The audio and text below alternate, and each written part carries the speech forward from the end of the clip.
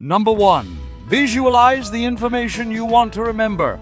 Our brains are great at recalling images, so try to create a vivid mental picture related to the information.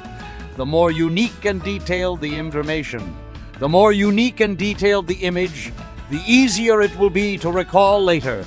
Number 2. Mnemonics are memory aids that help you remember information through patterns or associations. For example, you can create an acronym or a phrase using the first letter of each item you want to remember.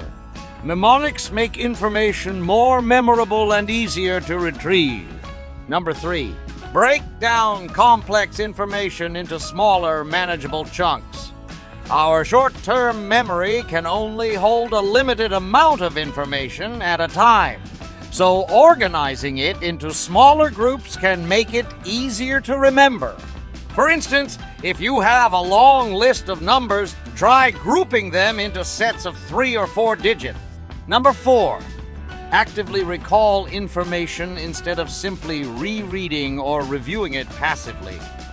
Practice retrieving information from your memory regularly, as it strengthens the neural connections associated with that information.